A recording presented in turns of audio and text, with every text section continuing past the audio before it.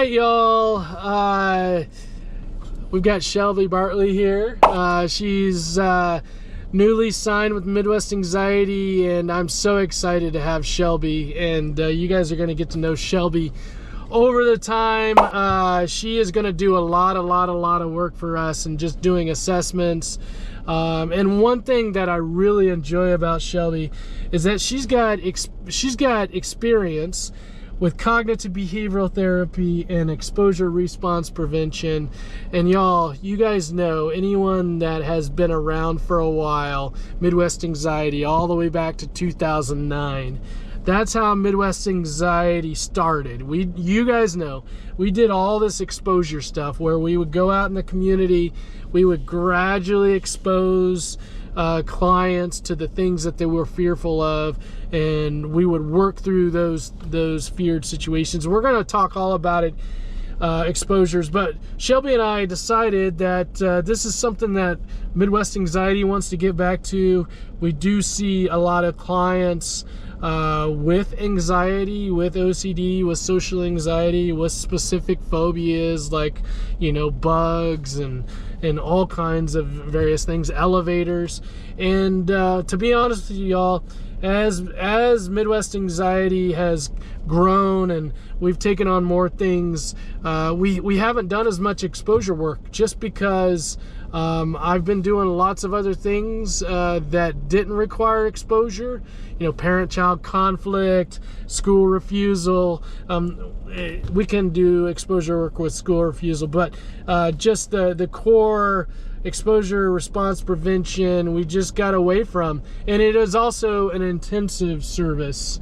And so I want to make sure that as we are doing the exposures, that we have the ability, the availability to do these exposures and continue, and to have it continue be something we do with clients. So Shelby and I just basically, we were meeting and talking, and so excited about Shelby joining me in this exposure work. And you know me, I love shows, and I love just being able to put stuff on video for you guys, and hopefully it be somewhat resourceful for you, something that you kind of find of value. So Shelby and I decided to start doing a show, and the show is going to be exposure. It's going to be called Exposures.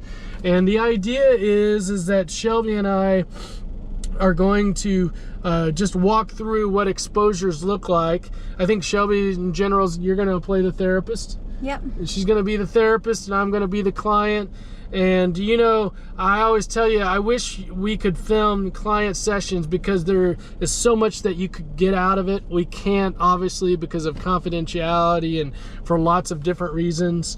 So Shelby and I are going to basically kind of what it would look like in an exposure session, what it would look like to do exposures. And I'll tell you, there's a lot of things that I've done with clients.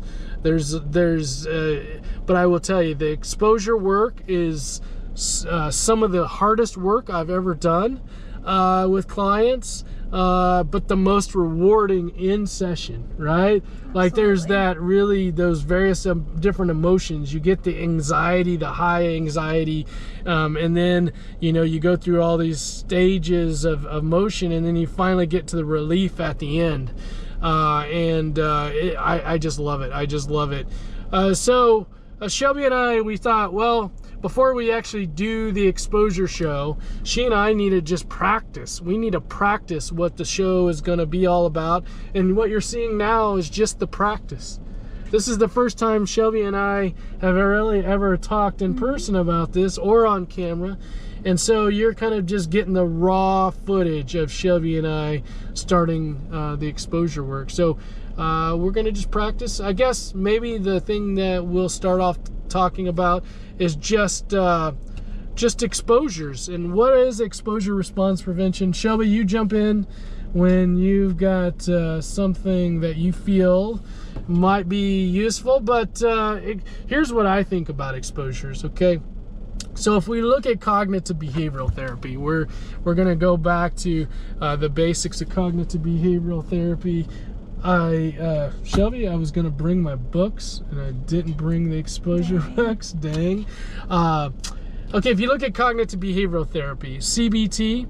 Okay, I can talk all about CBT. I don't want to get into the woods with CBT, the weeds with CBT, but cognitive behavioral therapy, thoughts, feelings, and behaviors. There's three things: thoughts, feelings, and behaviors. Okay, now that triangle, that cycle, really, thoughts can cause feelings that can cause behaviors, but really you can start with someone that's physically feeling something that can cause a thought, then that causes a behavior. Okay, so I want you to stay on that for a second.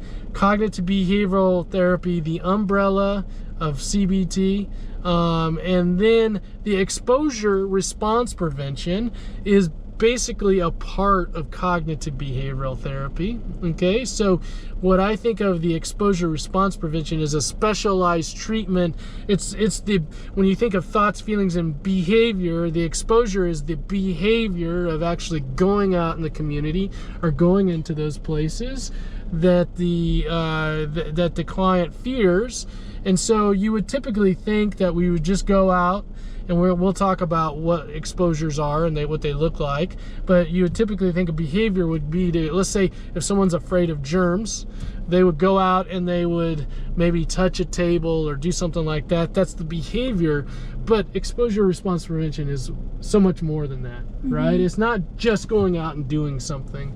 I mean, that's like, I don't know, that's a part of it, but it's not all of that. Another part of it is when we're doing the exposure, maybe during the exposure, but definitely after, before and after, we are working with people to help them with their thoughts, okay? With their thoughts, what they're thinking, right? And what they're feeling inside, you know, what they're feeling physically and emotionally. So the exposure work is kind of like it's a way of going out and practicing the thoughts, the feelings, and behaviors. Yeah, absolutely. And you're learning that the situation's not unsafe, the thoughts aren't unsafe, the feelings aren't unsafe. They're all safe to have, even if they're uncomfortable. Yeah. I think that helps you learn to tolerate those scary situations. Yeah, I always say to clients, as long as your heart's still beating, you're okay. Yeah. Right? As long as, and by the way, clients sometimes, because this is the fight or flight that goes off, that anxiety tries to scare you to think something bad is going to happen. But in exposure work, we would never do anything that we wouldn't do ourselves. And we're never going to do anything that is harmful to you, okay? This is all clinically sound, you know, scientifically proven, ethically ethical, but the clients may think that there's something bad that's going to happen, right? Because that's the anxiety talking. Clients don't understand that the anxiety is playing trick. It's like whatever I'm thinking, Randy, whatever I'm feeling is like my alarm system basically to say something bad's going to happen. And generally what people will do is when they get those alarms that go off, they will avoid. And that's what the exposure work is to gradually expose them to fears that they've been avoiding, okay? To see that they can just tolerate that low level of anxiety. And as they tolerate that low level of anxiety, we'll kind of move through the exposure, and then we will kind of reintroduce another exposure. Shelby, I think this is a good start. Yeah. I want to get into you know, just a couple of key concepts, and then what we're going to do, Shelby and I are actually sitting in the parking lot of Target, and we're going to go do an exposure or two, just to practice before we actually decide to, you know, put this show out to the public. But habituation is one of the big things. Well, I guess I would like to start out with just talking about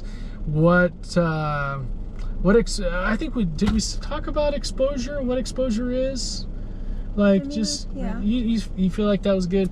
Okay. Habituation, I think, is one of the key concepts of exposure response prevention, just exposure work. Habituation, the way I like to describe it to people is like you're in a pool. You're getting ready to step into a pool, a cold pool, swimming pool, and you kind of tiptoe into the water. Some of you may just jump right into the water, but most of us will start in the very shallow end and just kind of get your feet wet and try to get used to the temperature of the water, right? And the idea is, as you get more used to it, you kind of walk more into the pool and you get more used to it. Okay, so naturally, as you do something, as you're exposed to something, your brain and your body naturally just get used to it, right? To habituate the anxiety. And so then what happens is we start and we see the anxiety reduce itself. And if it's not lowering, then we kind of stay in that situation until we see that the anxiety is lowering, and then we kind of move from there. Yeah, and with exposures, we like to tell people you can't be anxious forever. Physically, it's not possible. So eventually, that's right, your anxiety will go down. It might take 5 minutes, it might take an hour, but we'll sit with you and your anxiety will go down eventually. Yeah, and that's a hard process, because clients really, when they get to that point, you're riding up a hill on a bicycle and you get, I'm tired, you want to just leave, you want to just roll back down the hill. Clients doing exposures, they want to leave, and we just sit with it, because if we sit with it, the clients learn that that anxiety actually goes down. Yep. But if you avoid it and you leave the situation, you never learn that you can overcome it. I kind of talk to people about it in this way, that your car at some point when you're driving it starts to get hot. All right, and so fans in your car kick on. I sound like I know a little bit about cars. I know nothing about cars, but your car the coolant starts to flow through, whatever it does, the fans kick on to cool the car down, right? Well, that's what our bodies do. Our bodies can't stay at that level of anxiety forever. And so we really want to just see that that your body and your brain will adjust to the situation as you stay in it. Shelby, I don't know if there's other things you want to talk about. The only other thing I would talk about is the SUDS scale, because I think that's important. The SUDS scale is the subjective units distress scale. So it's kind of like a pain scale. So if you ever have a nurse, a doctor ask you what your pain is, the SUDS scale is just your distress in a situation. And we just don't randomly just go out and expose people to stuff. What we do is before we do the exposures, we do what's called a hierarchy. We create a list of situations, 0. I don't know how you do your SUDS. Do you go 0 to 10 or 0 to 100? Yeah, exposure therapists can do their SUDS scales differently, but really it's just a rating, 0 being no anxiety and 10 being the most anxiety ever. And so we just rate these different situations on how much perceived anxiety the client's going to have. And so then that just gives us, think about a ladder. You start at the bottom of the ladder, and then you kind of step up to the next rung, and then the next rung, and the next rung, and then you get to the top.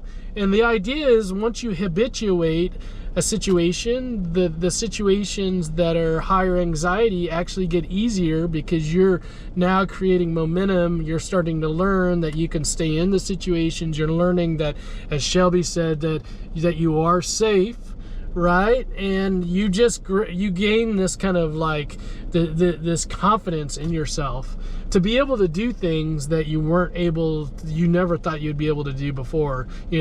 Thinking about an exposure I did where someone was never rode an elevator for 30 years and couldn't think about even stepping on the elevator, but gradual exposure to that elevator, and over enough time, this person was able to step on the elevator, ride it up to the first floor, ride it up to the 30th floor. But if I just said, hey, let's ride this elevator up to the 30th floor, the person would have been like, there's no way I can do that. Okay, so gradually exposing yourself.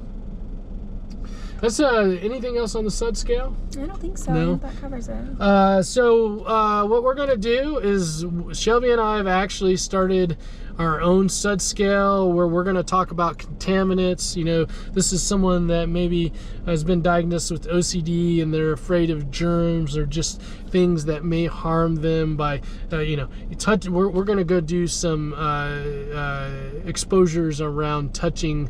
I think we decided doorknobs, so I'll have to look at the SUDS scale, but on the lower end of that,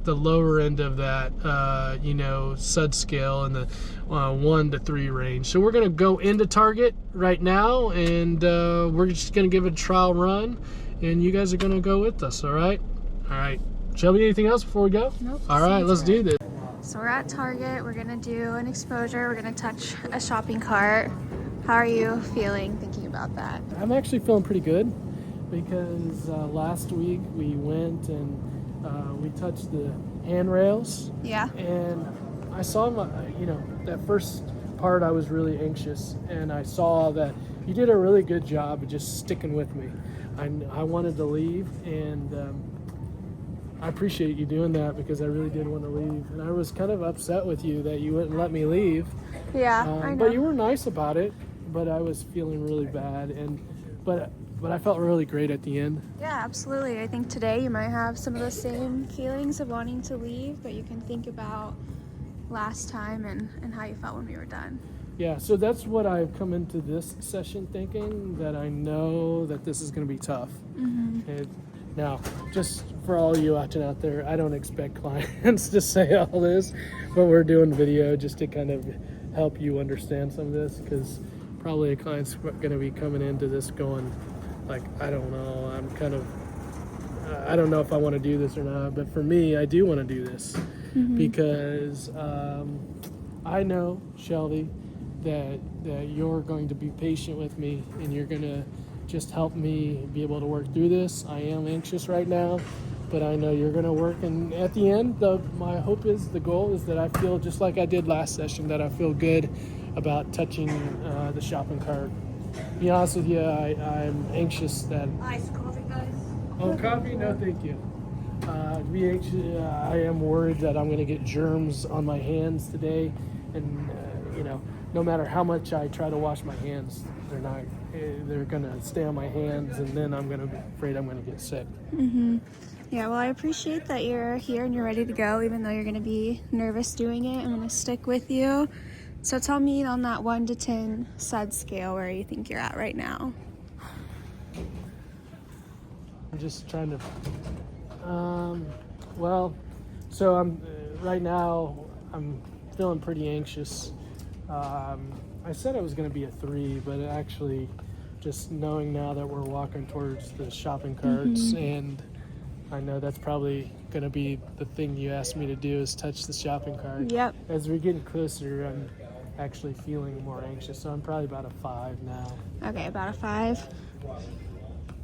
Which is not too bad. I remember last week when we were touching the handrails and stuff, that got up to like a 7 or 8. Yeah, and it might go up a little bit as we get closer to it. Yeah, I can. What are we gonna do when we get to the shopping cart? Are we just gonna touch it, or can I have some time to just get ready to do it?